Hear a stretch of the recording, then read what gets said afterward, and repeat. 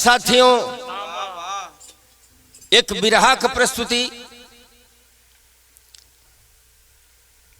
ये बिरहा के गावे में दिल बड़ा मरमाहत है। 15 अगस्त 1947 भारत के गणमान्य लोगों के बीच फैसला हुआ और भारत का एक टुकड़ा हुआ। उस टुकड़े का नाम रखा गया पाकिस्तान। लेकिन पाकिस्तान है तो हिंदुस्तान का छोटा भाई, लेकिन हमेशा बैर रखता है। जितना अपन खर्चा पाकिस्तान हिंदुस्तान के तबाह करे में लगावत है, अगर उतना खर्चा उतनी दिमाग पाकिस्तान अगर अपने देश के विकास में लगौले हो तो पाकिस्तान का कहानी ये न रहत जौन आज हुए। बहुत आगे जा 400 रुपया किलो वहां आटा बेचा था। यह वीर रस की बिरहा आप लोगों के सामने प्रस्तुत है। मैं उम्मीद करता हूं कि यह बिरहा पसंद आएगी। कवि जी भूमिका में लिखत हुए कि हमारे देश का जवान कैसा होता है।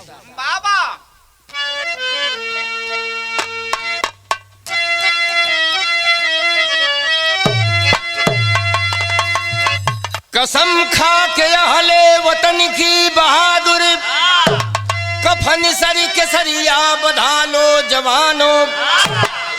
खतरे में असबत पड़ी आज माँ की, गरिमा वतन की बचा लो जवानों। चली हिंद में फिर बगावत की आंधी, आजादी का दीपक जला लो जवानों। कब तक सहन भी करोगे महेंद्री, दरिंदों को कुवत दिखा दो जवानों।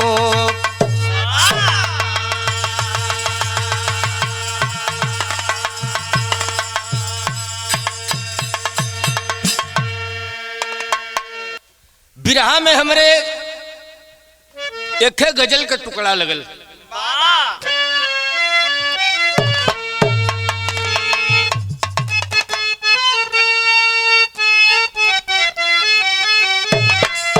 क्या बात है। क्या लिखने वाले ने लिख डाला,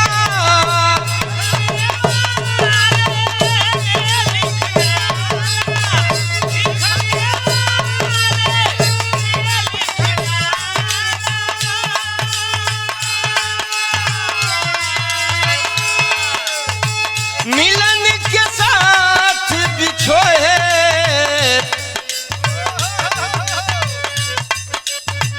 असहुनी तुर जाना रे, दिन रैन गए थोड़े।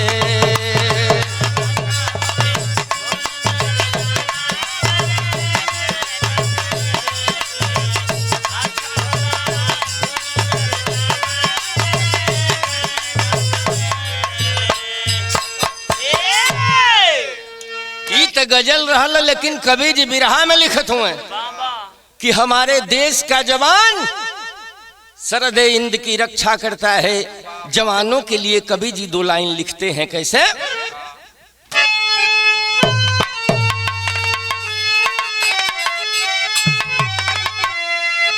तो मरने वाले मर जाते हैं,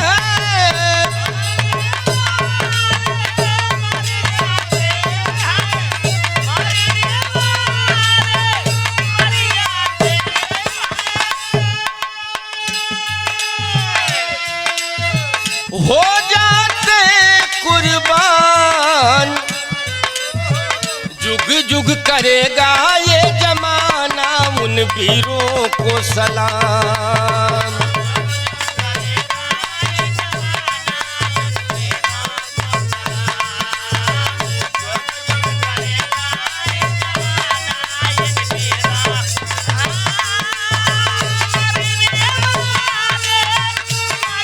बाबा क्या बात है।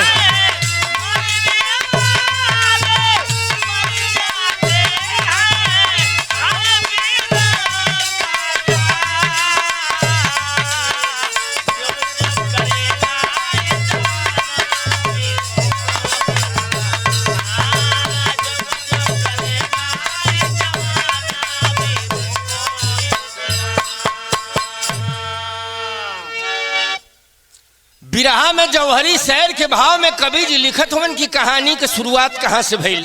रोजनपुर खास इटावा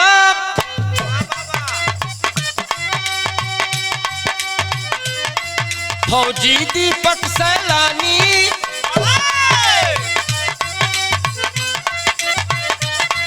बाबूजी स्वर्ग सिधारे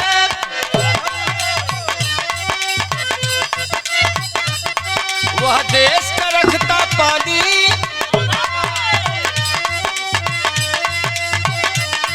एक रोज खबर सीमा पर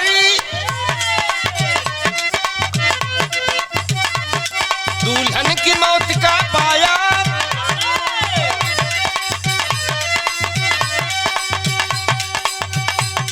ले छुट्टी घाटी तली से जाबाज भवन घर आया हो गई है छुट्टी पूरी माता के पास जा बोला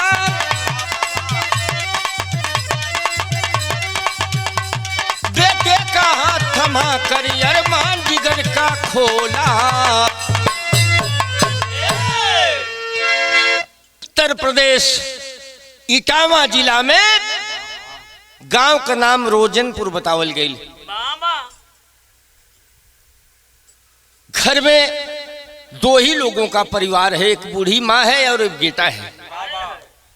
बेटे का नाम दीपक सिंह। कहानी प्रमाण बताती है कि दीपक सिंह के पिता इंडियन आर्मी में थे और शहीद हो गए। बाबू के राह पर बेटा भी चलल। दीपक सिंह भी इंडियन आर्मी का सिपाही था, कश्मीर में ड्यूटी थी। घरे से एक बार फोन गई, घटना घट गई घर में। दीपक सिंह के औरत का अकस्मात मृत्यु हो गई। छुट्टी लेके दीपक सिंह घरे अलन, अपने पत्नी का अंतिम संस्कार कैलन, तेरही कैलन।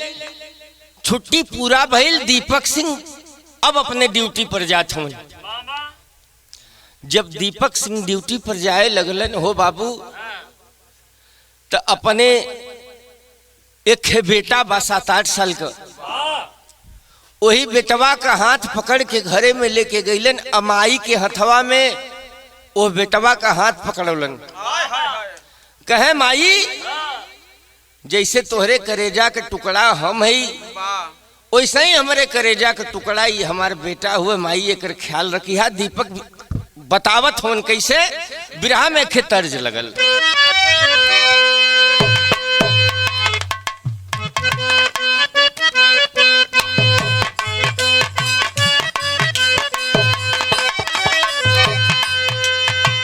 तर्ज है बा कि कौनो परदेश जाए वाले मन से दू से मेहरारू बतावत बा। कहिया ले रहबा बोला बलमू विदेशवा में,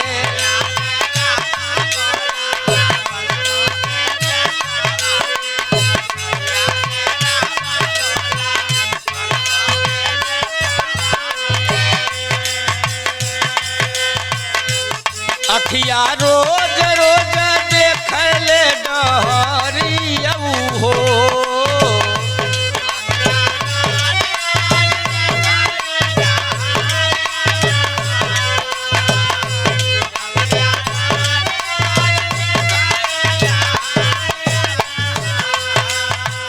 ई तो तर्ज रहल है। लेकिन दीपक सिंह जब जात हुवन अपने बेटवा के हाथ अपने माई के हाथे में पकड़ा के एक बात कहलन। बाबू का कहलन,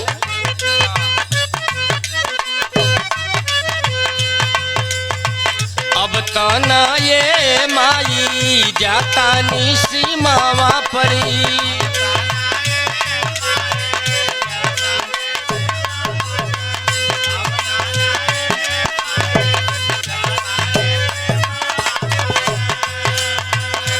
हमरे बचावा के रखिया धियान मऊ हो,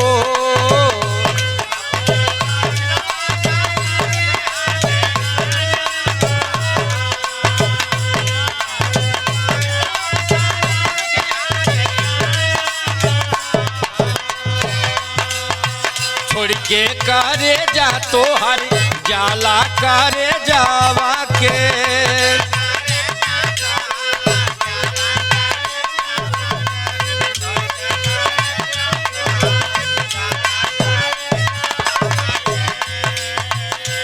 कबो ढूर नहीं लाल के नजरिया हो।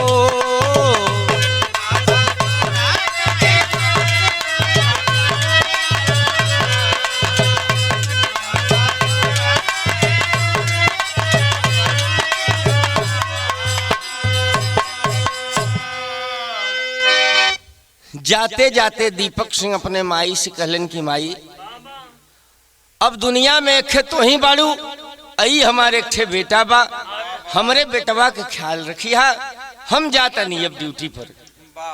बिरहा में यहाँ एक तर लग गई बुढ़िया मतारी दीपक सिंह के समझावत हुए कि बेटा घरे के चिंता मत करिया, अपने बेटा के चिंता मत करिया, यहाँ तक कि हमार भी चिंता मत करिया।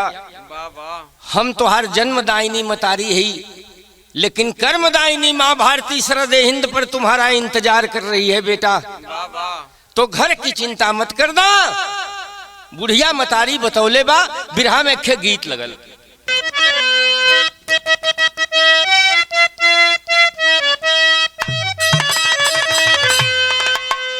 बुढ़िया मतारी अपने बेटवा दीपक के समझौले बा। तर्ज कौन है कि हमारी पाया जेब राजा हीरा जड़ा दो,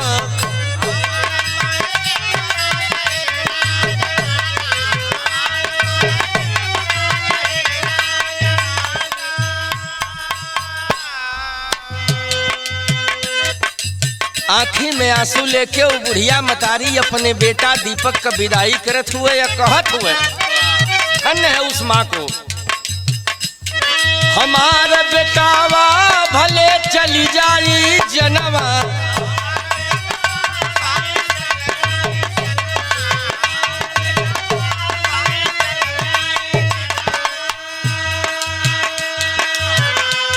कि जाए नदी हम वतनवा कसनवा, हमारा हीरावा भले चली जाई जनवा।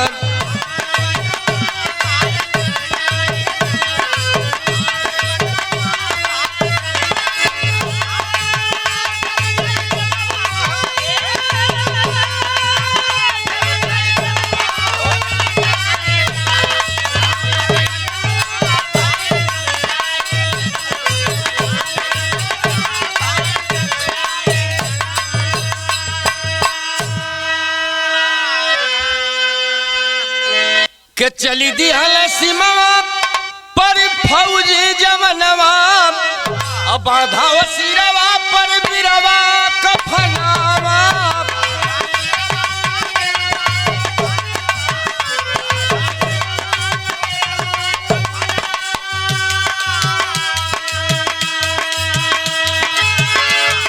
कि अब ड्यूटी लगल कश्मीर दर में नवा, हमारा हीरावा भले चली जाई जनवा।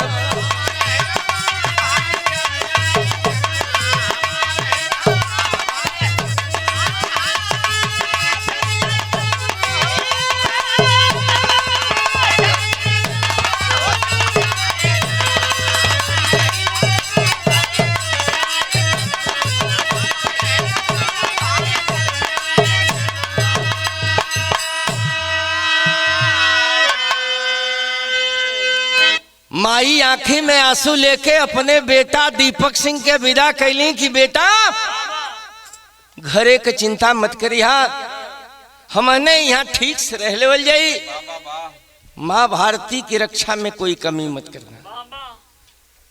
घरे से गईले दीपक सिंह के ज्यादा नहीं 1.5-2 महीना बीतल है। बुढ़िया मतारी एक दिन फोन कैलस शाम के समय, दीपक हम आई पा लगी, कैसे हुआ बेटा? मैं मजे में ही, घरे का हाल चाल बतावा। बुढ़िया मतारी दीपक सिंह से कहले बा कि दीपक बेटा हो, हम तो हसे बिना पूछले घरवा के काम फान दिले ही, कवन काम माई? बुढ़िया मतारी बतौलस कि बिना तोहसे पूछले हम बाबू तोहर बियाह तय कर दे ले ही दूसर। लड़की पड़ोस के ही गांव के कुछ दूरी पर की है, नाम छाया है, पढ़ी लिखी है। बियाहे के दिन वो बुढ़िया मतारी दीपक सिंह के बतौले बा। दीपक सिंह कहे सोचना 1 मिनट बदे, लेकिन फिर कहे कि ठीक हमारी कोनो बात ना है, हम छुट्टी लेके बियाहे के दिन चली आई, और तू चिंता मत करिए, हम बियाहे से 2-4 दिन पहले आ जाब, चाहे हम बियाहवे वाले दिन आ जाब, जैसे हमके छुट्टी मिल जाई हम आ जाम भाई। अच्छा भाई लगा धीरे धीरे समय 2-4-10 दिन बीतल है। दीपक सिंह अपने ड्यूटी पर है। बिरहा में छंद का भाव लगल कैसे? एक दिन आधी रात को दाहर ड्यूटी पर तैनात रहा,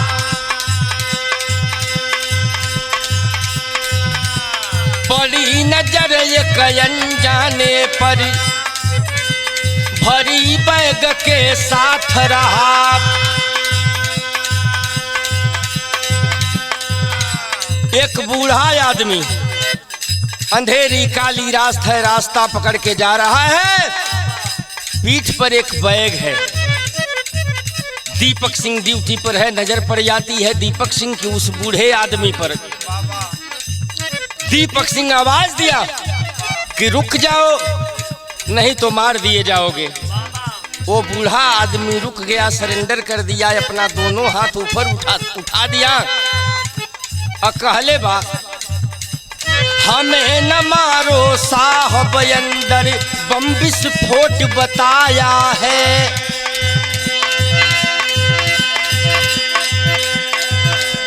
आतंकियों का एक गिरोह सर घर पर मेरे आया है।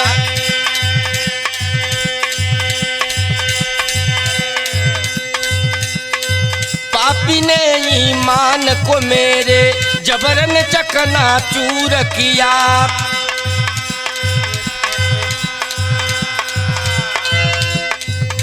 वह बूढ़ा आदमी बता रहा है कि सर हमको मारिएगा मत, यहीं बगल के गांव का मैं रहने वाला हूं, बगल में ही मेरा घर है, और मेरे पीठ पर जो पिट्ठू बैग है इसमें विस्फोटक पदार्थ RDX रखा हुआ है, और इसको मैं एक गंतव्य स्थान पर लेके जा रहा हूं।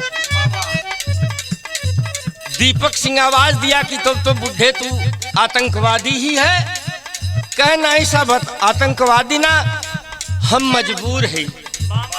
दीपक सिंह कहलस कि ये बता कि देश से बढ़ के तेरी मजबूरी क्या है? तो पापी ने ईमान को मेरे जबरन चकनाचूर किया।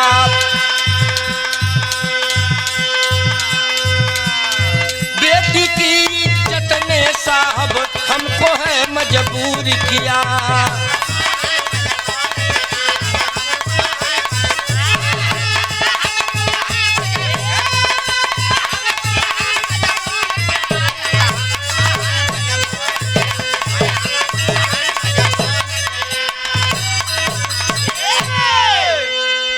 वह बूढ़ा आदमी अपना नाम रहमान बताया।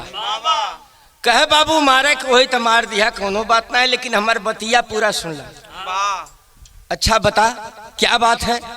कहे बगलिए में हमारे घर है, हमार नाम रहमान हुए, हम कोनो आतंकवादी ना हो बाबू, 5 वक्त का नमाजी आदमी है। तब तू RDX लेके कहाँ जा रहा है? कहे साहब ऐसा कि हमारे घर में पाकिस्तानी आतंकवादी आकर के घुस गए हैं। मजबूरी है साहब। क्या मजबूरी है? हमारी 2 बेटी और बेगम साहिबा उन लोगों के गिरफ्त में हैं, और जो हमको गंतव्य स्थान बताए हैं, अगर इस बैग को लेकर के मैं नहीं पहुंच जाता हूं, हमारी बेगम और हमारी दोनों बेटियों की इज्जत उन हरामजादों के हाथ में है। बाबा दीपक सिंह का खून खौल गए। कहे कि चाचा अपने घरे का पता बता देबा का? दीपक सिंह कहे कि चाचा अपने घरवा का पता बता देबा का? कहे साहब घरवा का पता पूछत हुआ, घरवा हम चल के दिखा दे। दीपक सिंह को जब जानकारी पूरी तरह से मिल जाती है कि रहमान चाचा सही बोल रहा है, इसके घर में पाकिस्तानी आतंकवादी आए हुए हैं, यह मजबूर है बेचारा। तब दीपक सिंह करता क्या है, विरह में गीत बदल गई।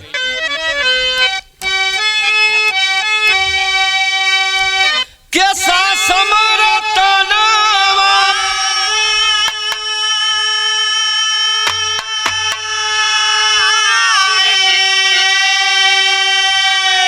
हाई नदिया मारे तनवा रे तनवा हाई हो मारे ना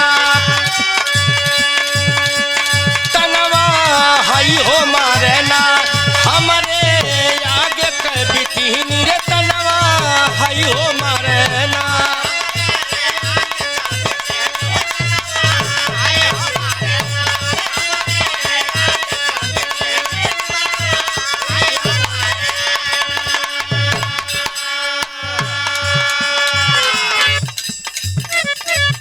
दीपक सिंह चल देता है कुछ जवानों की टुकड़ी लेकर के उस बूढ़े चाचा के साथ में।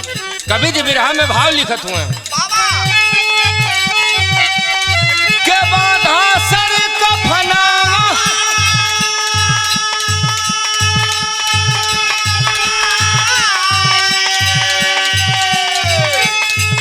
बाधा सर का फनावा नार कैले बायल नवा जनवा जाई भलही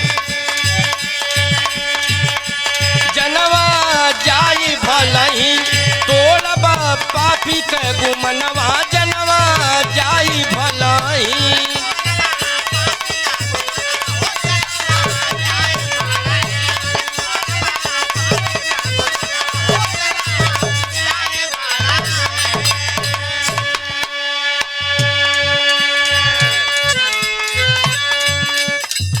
चौली दिहल चौकी से कुछ सैनिक लियाई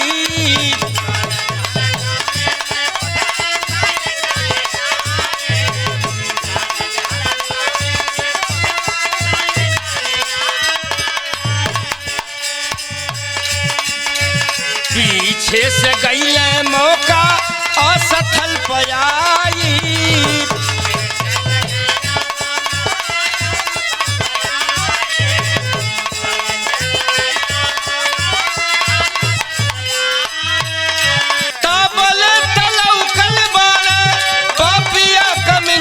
जनवा जाई भलही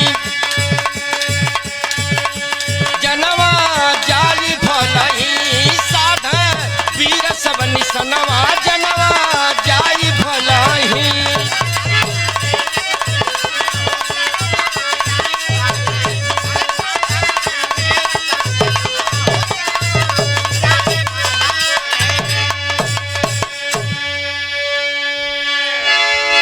रहीम चाचा के साथ में सेना की कुछ टुकड़ी को लेकर के दीपक सिंह पहुंच गया रहीम चाचा के घर और पीछे से जाकर के घेर लिया आतंकवादियों को। आतंकवादी समझ गए कि हम लोग इंडियन आर्मी के गिरफ्त में अब आ चुके हैं। भइल का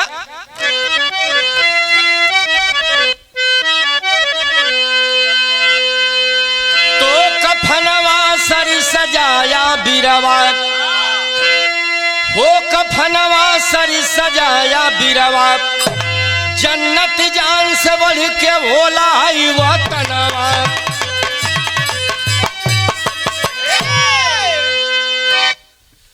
जन्नत जान से बढ़ के होला हो वतनवा कफनवा सर सजाया बिरवा।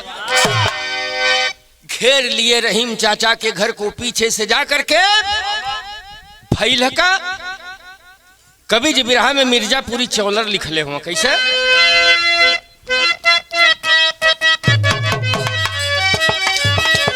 और तर्ज से बढ़िया कभी जी भाव में बताओ थोन कैसे हो चढ़ल खूनी कपारे खूनी हो चढ़ल खून कपारे खूनी भदया नवा हो जवनवा सिर पे बादी कफनवाना।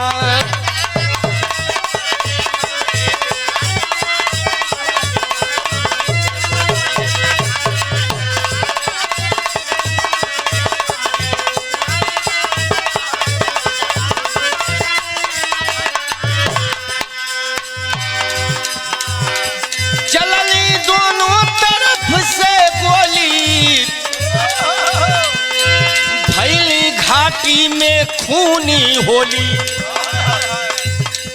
आखिर फारी गईल झंडा मुर्गा गानवा हो जवनवा सिर पे बाधी कफनवाना।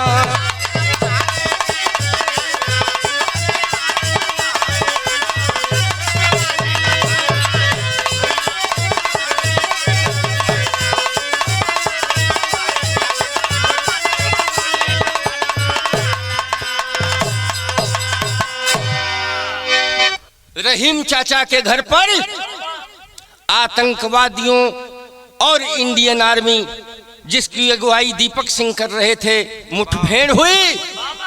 परिणाम क्या निकला? 5 आतंकवादी उस रहमान चाचा के घर पर मारे गए। देश के जवान खुश हो गए कि हम लोगों का टारगेट पूरा हुआ। वंदे मातरम भारत माता की जय के नारे लगा रहे थे देश के जवान। तब तक एक जवान के दिमाग में जेहन में प्रश्न उठा। सभी जवान तो दिख रहे थे लेकिन उसमें से एक जवान दीपक सिंह दिखाई नहीं पड़ रहा है। एक जवान का ध्यान पड़ा। आपस में सब बात करते हैं कि जवान दीपक सिंह दिखाई नहीं दे रहा है। आनंद फानन में जवान आसपास ढूंढने लगे दीपक सिंह को। 10 कदम की दूरी पर झाड़ी में दीपक सिंह अधमरा लाचार सा गिरा हुआ था। आतंकवादियों की एक गोली दीपक सिंह के सीने को पार कर चुकी थी।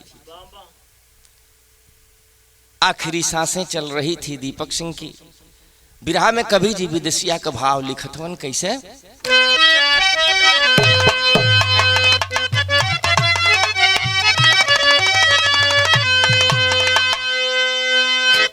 एक ओरी खुनावा में शेरवा सनायल रहल भर्ती अस्पतालवा में कैले हो जावनवा।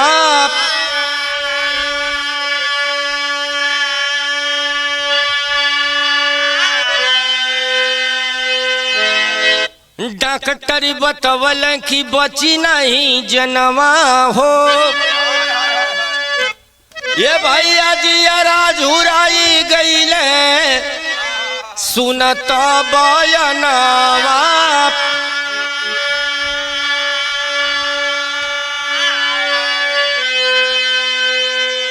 आखिरी सांसें चल रही है दीपक सिंह की। जवान दीपक सिंह के पास में बैठे हैं, मेजर साहब बैठे हैं।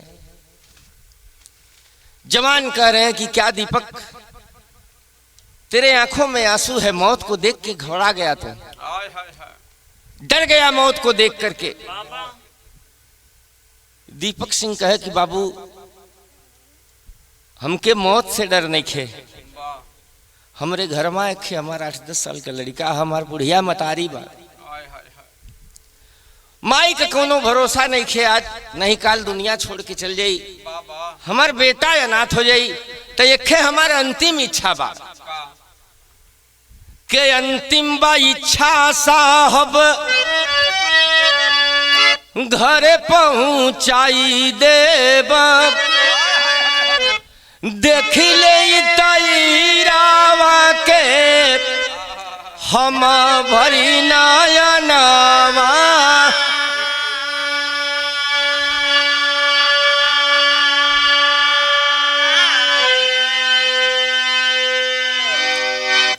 कहे साहब यह हमारा अंतिम इच्छा बा, वही बेटुआ के हम अपने देखल चाहत है। मेजर साहब दीपक सिंह के पास पहुंच गए। दीपक सिंह का हाथ अपने हाथे में लेके ढाढ़स बधावत हो कि दीपक चिंता मत करो, अच्छे से अच्छा इलाज हम लोग करवाएंगे, तुम्हारा ठीक हो जाओगे, इतना होपलेस क्यों हो। लेकिन दीपक सिंह कहते हो कि नहीं साहब, अब हम जानत है कि हम बचब ना, हमारे जिंदगी में बड़ा दुख है ये साहब। दीपक सिंह मेजर साहब का हथवा पकड़ के अब बतावत हुवन। बिरहा में गीत बदल गई। गीत बड़ी पारंपरिक बा, माता बहन लोग गावेली।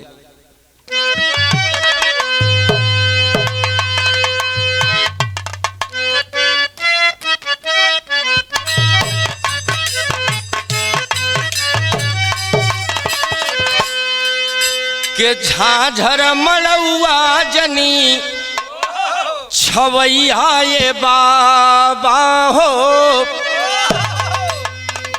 झाझर मलुआ जन छवैया ये बाबा हो, लागे सूरजावा के ज्योति हो।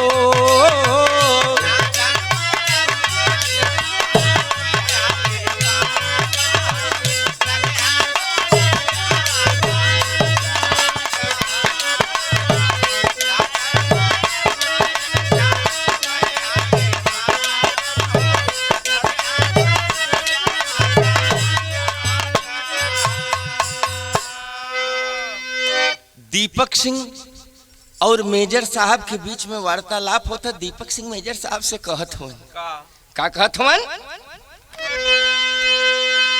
के लागत बा मुहवा देखिना पाइब सुगनवा के, लागत बा मुहवा देखिना पाइब सुगनवा के, हमके ऐसा न बूझाती हो।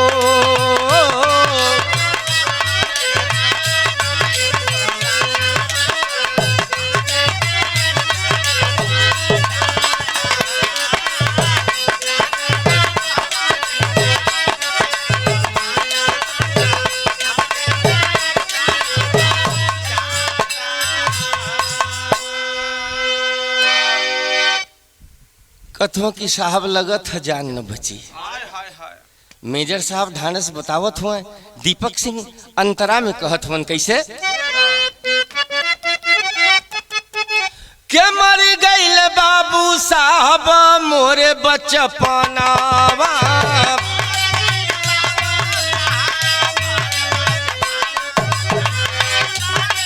क्या बात है।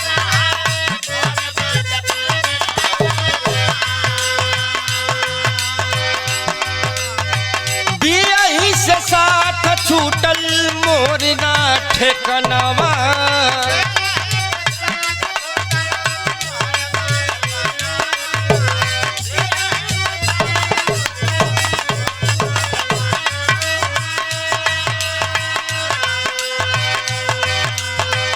अब कौने डारिया पर लागी सुगानावा हो, ई है फिकारी मोहे खाय हो।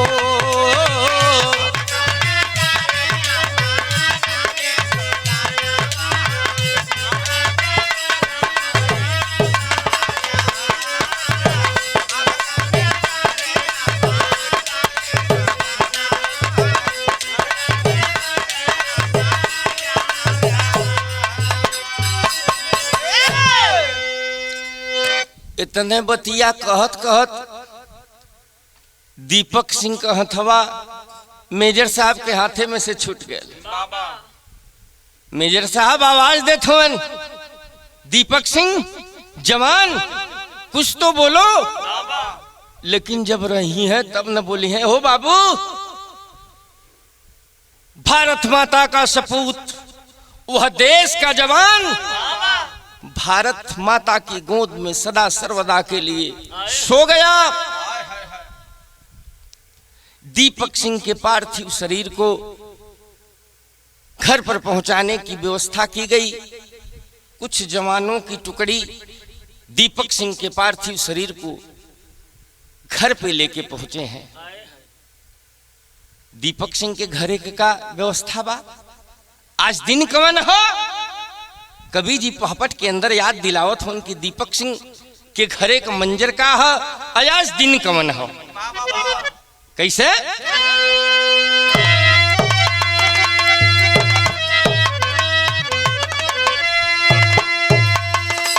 तय हवर रहिया जो हली मयनवा दिनवा शादी कर, ये भैया हमारी रहिया जो हली मयनवा दिनवा शादी कर, अया बहिले ना यइले मोर सुगनवा दिनवा शादी कर।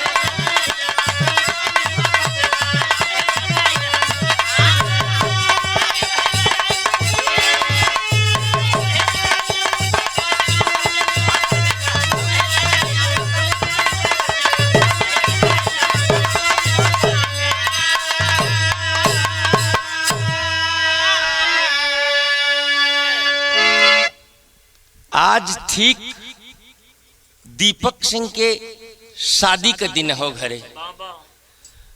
दोपहरिया का समय है, बुढ़िया मतारी के वह बतिया अपने बेटा दीपक सिंह का याद हुए कि माई चिंता मत करिए, 10 दिन पहले आ जा, 5 दिन पहले आ जा, 2 दिन पहले आ जा, जैसे छुट्टी मिली वैसे आ जा, नहीं हम सदियों वाले दिन आ जा, तू चिंता मत करिए।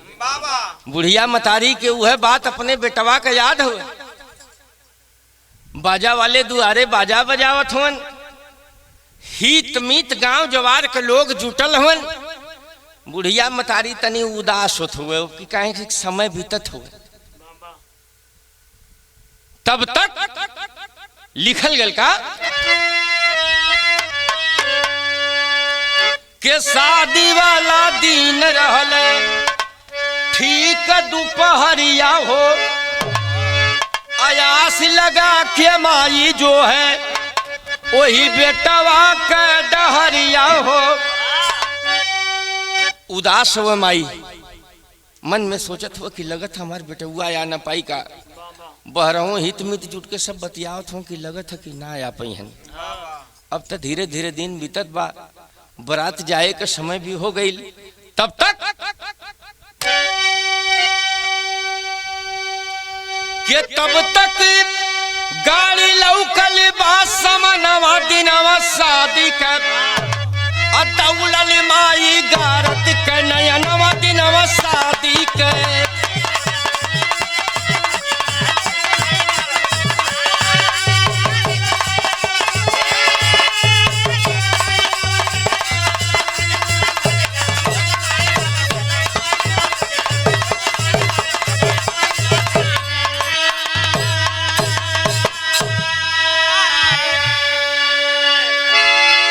बुढ़िया मतारी है बार बार घरवा में से दुआरे जाए वही रस्तवे को रिता के। तब तक एक जीप सामने से आ रही है। बुढ़िया मतारी समझ गई कि हमार बेटवा सरहद से आ गया। बाजा वालन के बुढ़िया मतारी कहते कि अरे बाजा वालों जरा बाजा बजा दो, मेरा बेटा सरहद से आ रहा है। कौन कहता था कि मेरा बेटा दीपक नहीं आएगा।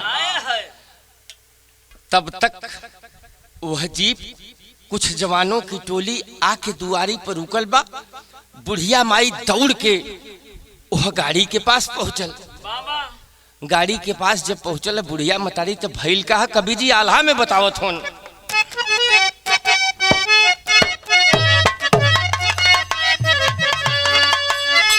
किया भैया एक देख माई वही गड़िया के भीतर तबले कमांडर देहला सउतरवाया।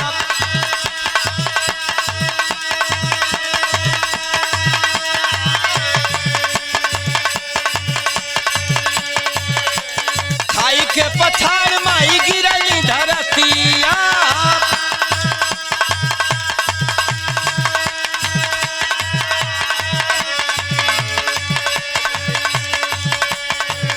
हो दे हल बजरवा गिराया।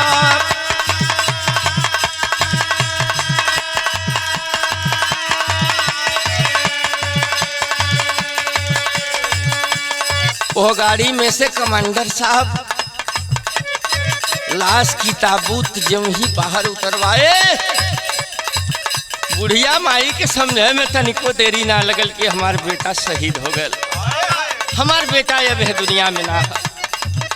हित मित गांव जवार दुआरी पर सब लोग जुटले होन। तब तक उस भीड़ को चीरते हुए एक आवाज आई। वो है आवाज किसकी थी?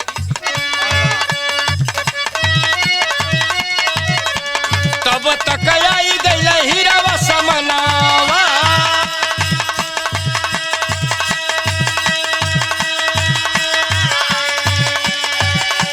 पापा पापा कही के हो रोवे बिला खाया।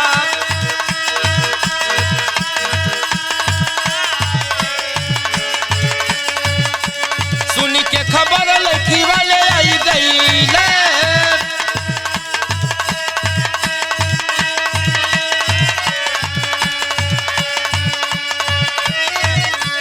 होए वाली दुल्ही भी साथे गईली आया।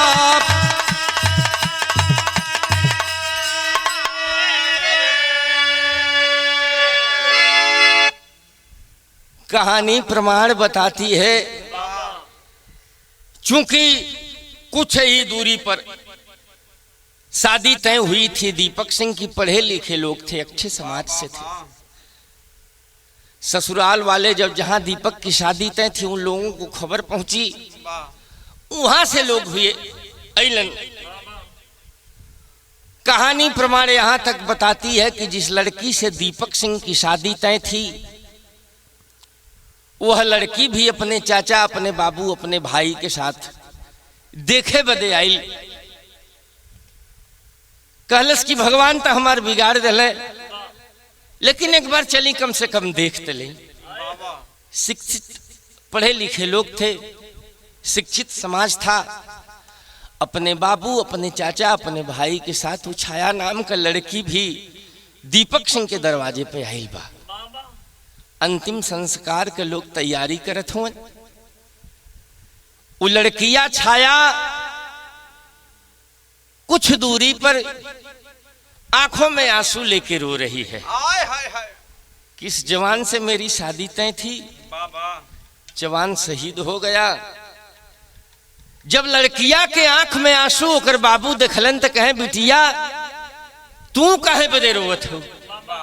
अब बहन तोहार का बिगड़ल है, तोहार तो शादी भइलो नहीं रहले। हमने तोहार कोनो ऐसे बढ़िया अच्छा लड़का देख के शादी तय कह देवल जाई। लड़किया के अंदर एक रोष पैदा भइल और हाँ हो वह जनून। लड़किया अपने बाबूजी से कलश की बाबूजी हमार तो नसीब बिगड़ी गई, लेकिन अपर आपका अगर आदेश हुए तो हम एक बात सोचत ही।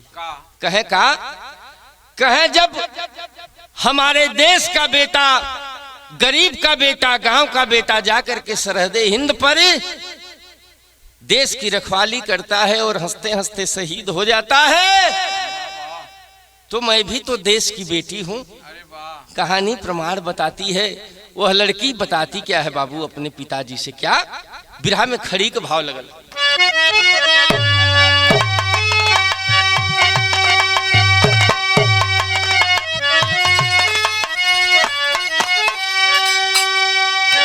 तो बोल पड़ी है छाया कि मर जागल भागिया, यही शहीद के हाथवा भराई मनिया।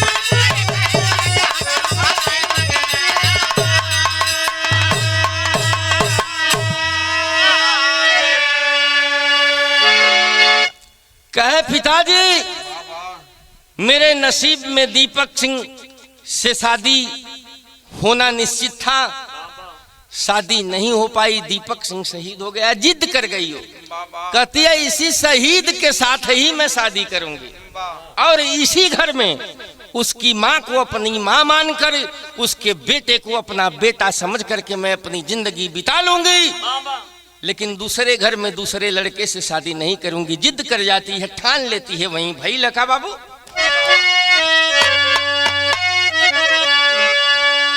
ये भैया कफन के हटाए सेहरा सर पर सजवली, आई खुनवा से रानिया हो मनिया सजवली।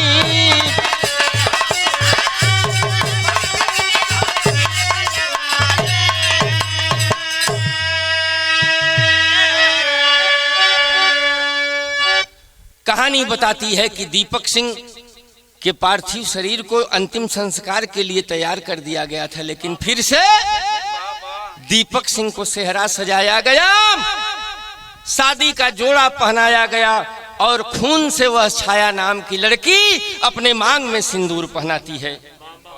तब भाई लगा तब जली खुशियां में गोरी के मातम कर गया, यही शहीद के सथवा भराई मंगिया।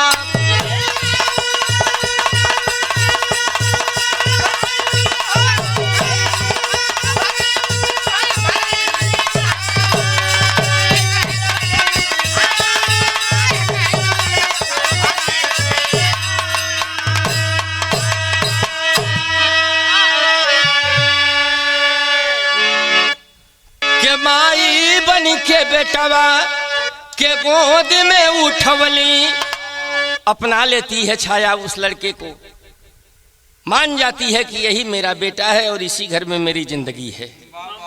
तमाई बन के बेटवा के गोद में उठवली, अब वही बेटवा के हाथवा हो गया दिया वाली।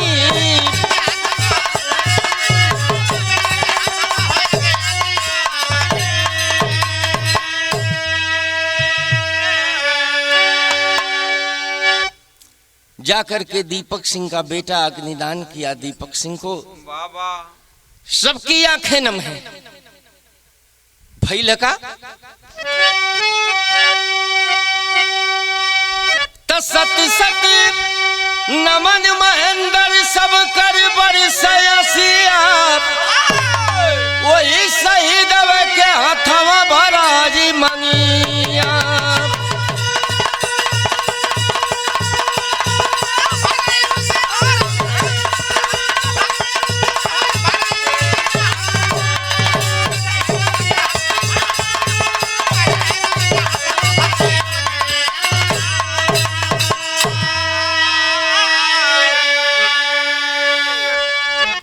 यह हमारे विरह का कहानी रहल है।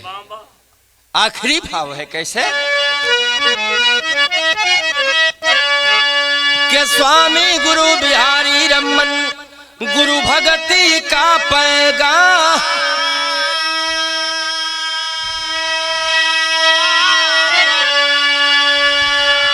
स्वर्ग गए कवि भरती दुखी मन में सिया राम।